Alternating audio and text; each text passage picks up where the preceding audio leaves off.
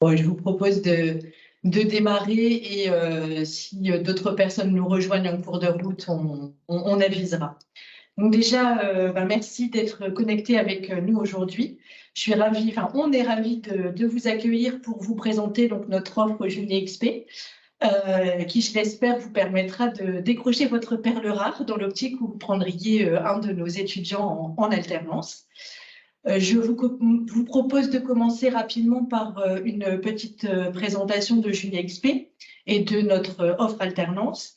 Il y aura également Estelle qui vous présentera notre offre Career Center. Et ensuite, on passera au diplôme MBA Master et pour terminer, un temps de questions-réponses. Donc peut-être je vais commencer par me présenter. Moi, je suis Laure Bitterbeck et je suis responsable de projet d'ingénierie de formation pour Junie XP. Et Estelle Bossu, je suis responsable du Career Center. Je vous présenterai tout à l'heure, mais c'est l'interface entre les étudiants et puis les entreprises. Donc, Junie XP, qu'est-ce que c'est? C'est une école. C'est une école qui repose, qui est bâtie à partir de Junia. Donc, Junia, ce sont les titres d'ingénieurs HEI, ISA et ISEN. Et donc, on est une école, Junie XP du coup, qui est dédiée donc, à la formation professionnelle et à la formation continue et qui forme au métier, aux impacts positifs. Je vous remettrai la présentation à l'issue de ce webinaire pour que vous puissiez bien prendre tous les éléments en compte et tout est disponible également sur notre site internet juniexp.com. Alors, il faut savoir que chez Junie XP, toute notre offre elle se fait en alternance. Donc, on voulait faire un petit rappel pourquoi recruter un alternant, plus particulièrement en tout cas côté entreprise. Côté entreprise, l'alternance permet en tout cas de faire venir des nouveaux candidats. Voilà, c'est un mode de recrutement. Bien souvent, en fait, des entreprises vont former pendant 1 an, 2 ans ou 3 ans en fait des candidats pour pouvoir le modeler à l'image de l'entreprise et puis après le garder en CDI pour l'avenir. Il faut savoir qu'il y a de plus en plus d'aides au niveau de l'État. Aujourd'hui, il y a une aide de 6 000 €. C'est le montant de l'aide à l'embauche pour un contrat en apprentissage en 2023. Le versement, en fait, se fait de manière automatiquement et de manière mensuelle, ce qui fait que ce qui est marqué en bas de la diapo, du diapo, c'est qu'un coût net employeur par mois, la première année, il est de à peu près 400 € pour une personne qui a 20 ans et plus. Comme Junie XP, on se positionne sur Laure le présentera, sur des personnes qui sont, je veux dire, avec 18 ans et plus, etc. On a voulu vous présenter ces chiffres-là. Donc, l'avantage, c'est d'avoir un vivier de candidats qu'on peut ramener et l'avantage aussi, c'est d'avoir aussi des aides de la part de l'État. Donc, un recrutement très optimal.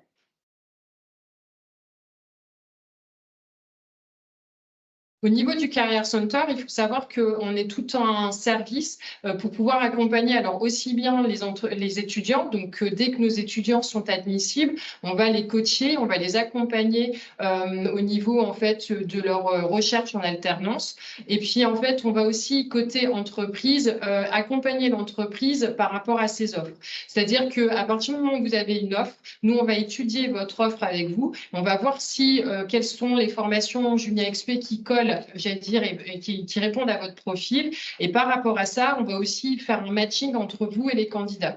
Là-dessus, on a plusieurs actions qui sont possibles. On a des forums, le forum alternance qui s'est déroulé il n'y a pas très longtemps, mais on peut mettre en place des job dating, on peut mettre en place d'autres actions, des webinaires très spécifiques, etc., qui permettraient le matching entre les offres et les candidats. Mais en fait, ce qu'il faut retenir dans ce contact-là, c'est que on est vraiment l'interface entre les étudiants et les besoins des entreprises et on fait en sorte que ça matche et que, en gros, les candidats soient prêts et que les entreprises en puissent répondre à leurs besoins. Donc, n'hésitez pas à prendre contact avec nous, Career Center, à nous envoyer vos offres telles qu'elles sont.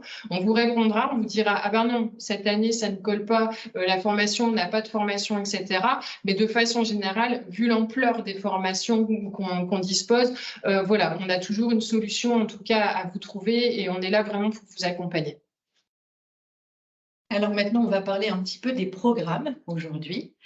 Donc, on propose des MBA et des masters. Donc, les deux sont reconnus par l'État, ils sont enregistrés auprès de France Compétences, ce sont des titres RNCP. Et en fait, aujourd'hui, on a fait le choix de se centrer sur le supply chain durable, l'ingénierie circulaire et l'entrepreneur des transitions. La différence entre les MBA et les masters, donc les masters, la durée de la formation, c'est 2 ans.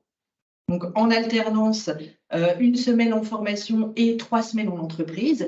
Et donc, là, on intègre des masters à partir d'un bac plus 3. Il faut compter à peu près 450 heures de formation par an, ce qui fait 900 heures sur les 2 années. Pour les MBA, là, la formation, c'est 1 an. Le rythme d'alternance, c'est 1 semaine de formation et 2 semaines en entreprise. Et le rythme est un petit peu plus soutenu puisqu'on est autour de 600 heures de formation.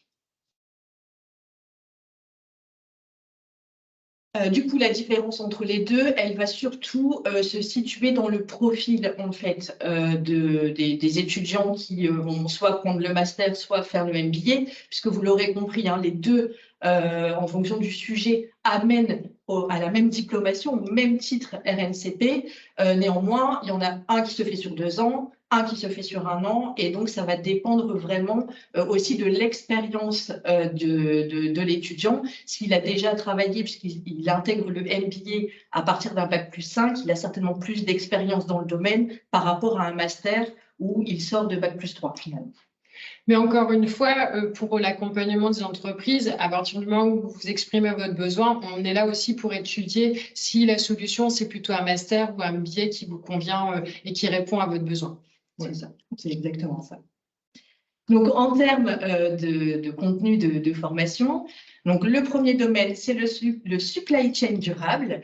Là, on a vraiment des missions de conception, de mise en œuvre, de gestion des chaînes d'appro qui sont durables et responsables, hein, puisqu'on est l'école qui mène aux transitions. Et donc, on a vraiment ce côté-là qui est très intégré. On a toute la partie ingénierie circulaire. Donc là, on est plutôt en réponse aux défis environnementaux des entreprises et des industries, que ce soit à l'échelle du territoire ou nationale, grâce à des savoirs et des savoir-faire dans le domaine de l'éco-innovation. Et l'entrepreneur des transitions, où là, on va vraiment être dans le développement des compétences autour du pilotage des projets complexes dans les entreprises, mais dans tous les domaines, qui vont placer la transition au cœur de leur démarche. Le master et le MBA, puisque la supply chain durable, donc on est vraiment sur les deux titres. Là, on est vraiment, ce qui va se détacher, c'est que nos étudiants seront formés donc, à la gestion des risques environnementaux, à la mise en place de plans de continuité d'activité pour garantir les chaînes d'appro, en fait, hein, face aux catastrophes naturelles ou au changement climatique. Sur ce domaine-là, en fait, ce qui va nous différencier des autres écoles qui pourraient proposer ce genre de diplôme, c'est qu'on a fait le choix d'orienter nos contenus à hauteur de 50% des compétences cibles vers du management d'équipe, du management de la RSE, tout ce qui va être management des risques et de la cybersécurité, de la relation client et de la négo. Bien sûr, avec le reste des compétences à apporter. Pour le MBA ingénierie circulaire, donc là, on est bien sur le MBA exclusivement. Il n'y a pas de master ingénierie circulaire à aujourd'hui. Là, nos étudiants sont vraiment formés à une approche de l'ingénierie qui va viser à réduire l'impact environnemental des process industriels, des produits, tout ça en concevant des solutions qui fonctionnent en circuit fermé et avec une utilisation optimale des ressources et une minimisation des déchets. Pareil, ce qui va nous différencier des autres offres de formation, donc en plus hein, des compétences et des contenus dédiés à l'ingénierie circulaire, c'est qu'on va se centrer à hauteur de 60% des compétences cibles vers du management d'équipe, de la relation client et de la négociation, de l'écologie industrielle et territoriale, de l'analyse des systèmes circulaires et l'identification et l'optimisation au pilotage des filières de valorisation. Et les deux derniers, donc le MBA et le Master Entrepreneur des transitions. Là, nos étudiants apprendront à concevoir des solutions innovantes pour résoudre les défis complexes et le développement d'entreprises donc liés à la transition énergétique et environnementale, mais ça, c'est un exemple. Et donc, ce qui va vraiment nous différencier par rapport aux autres contenus, c'est le design thinking, tout ce qui va être l'UX design, l'intelligence collective, le management de l'innovation, le management de la RSE et du développement durable, l'économie circulaire aussi, et l'économie sociale et solidaire, et tout cela donc à hauteur de 40% des compétences cibles de la formation. Alors, si pour conclure un petit peu par rapport aux avantages, après la présentation de Laure, c'est si jamais vous hésitez encore, ce qu'il faut retenir, c'est que nous sommes vraiment à votre écoute par rapport à vos besoins, etc. et qu'on est vraiment là pour les écouter, les étudier et voir comment on peut en fait vous trouver et vous accompagner à trouver des candidats qui correspondent.